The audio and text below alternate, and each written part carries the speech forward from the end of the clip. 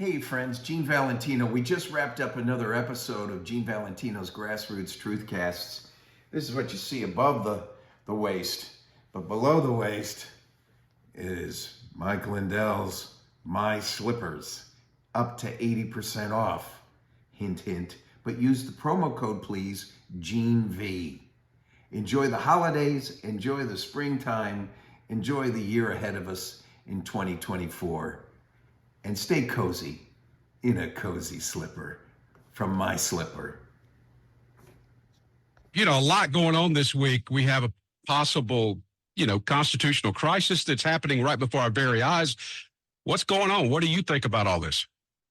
Well, first of all, before I really jump into it, I want to say that this Velvet Hammer is geared up in a way I've never been before. For the first time in the history in my life, we see an invasion at our border that our president refuses to acknowledge, or which results in states having to step up to defend themselves. And 25 states as of yesterday afternoon, there could be one or two more, 25 states as of yesterday afternoon have gotten behind Texas Governor Greg Abbott and thrown their support their way. Even Donald Trump supports the fact that other states should bring resources, if available, to Texas to help support this fight. This is an act of treason, which is impeachable, not to mention the death penalty, to anyone who has denied Texas's right as a state to defend itself.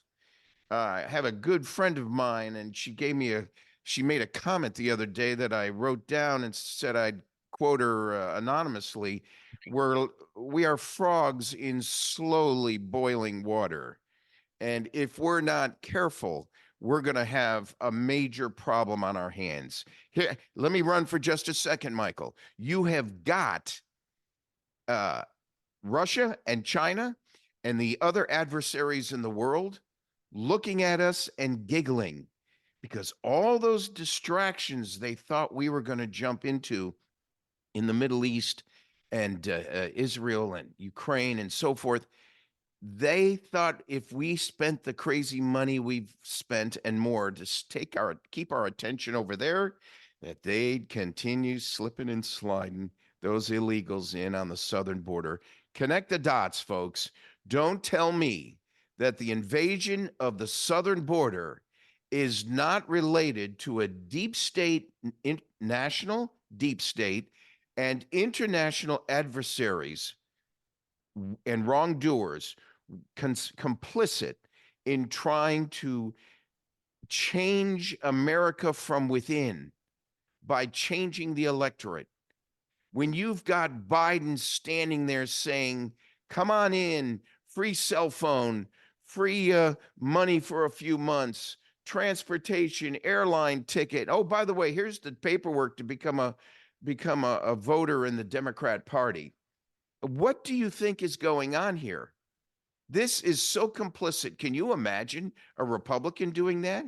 Can you imagine an American trying to go into Austria, Texas, Germany, any of the European states, walking in and expecting a credit card, a cell phone, transportation, and feed me and house me until I figure out what I want to be and where I want to be? This is an abuse based on stupid. It's so stupid that I'm beginning to think it's not stupid at all. I think it's intentional, and I think it's criminal, and I think 25 states plus Texas are now raising up. I hope you guys are part of the team to protect Texas, because it's Texas today, it's your backyard and mine tomorrow. I like open-minded people, but not so open-minded that your brains fall out. And so, that's kind of where the Democrats are today. Their brains have completely fallen out of their head. And but you made a pretty good point there, Gene, which I took that point and I was thinking about it as you said it.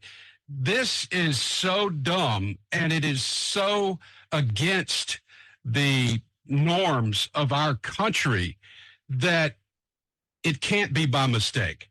That's I just can't imagine. That's so clear. Yeah, yes, Michael. It's so wrong. So Governor Abbott, to his credit, issues a proclamation to the world yesterday, the 24th, and he cites two articles of our Constitution. So the first one is Article 4, Section 4, where it says that we, the federal government, promise to protect the states. Well, fine, that's good. Then it goes on, and in Article 1, Article 10, it says that if the government isn't there to help protect you, that above all other laws, you, the states, have a right to protect yourself first. And this is how Governor Abbott is operating. He feels that the federal government, Joe Biden in particular, are not stepping up to protect Texas. So the question is, which is before everybody's eyes right now, will the President of the United States use another authority he has within the article to allow him to seize control of Texas's state guard and federalize them? And that the second half of the question is, would the Texas guard fall in line and allow the feds to federalize Texas guard? It's my opinion they will not.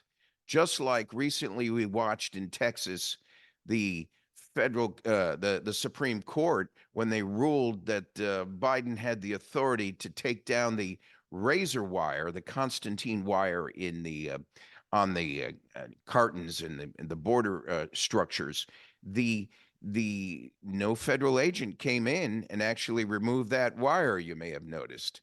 In fact, the opposite's true. The Supreme Court ruling was silent and allowed Texas to continue putting up more wire. Well, isn't that something? You got the feds trying to take it down. You got the state trying to put it up, and the world's laughing at us again. No, we've got to have a change in government. I used the word kindly before, Michael. We need an enema up there. We really do. We really need to clean out the way authority sits within the legislative branch and within the administrative branches of government. And then some sort of real life history lessons to Amy Coney Barrett, Supreme Court Justice, who was on the wrong side of a 5-4 vote authorizing that Constantine wire to be removed by the president in the first place.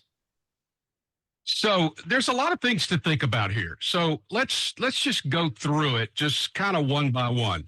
Let's just say that the president of the United States decides that, and you already mentioned this, that he wants to nationalize the guard, the Texas Guard. Federalize, I guess, is the word. I'm not sure exactly, but I guess he can give an order asking them to come under full-time control of the United States military. I'm assuming that's how it happens.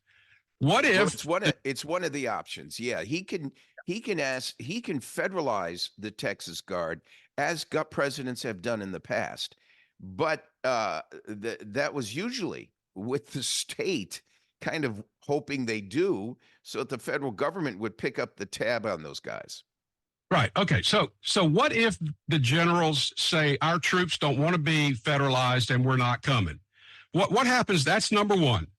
Number two, what happens when they send federal officers, FBI agents, U.S. Marshals?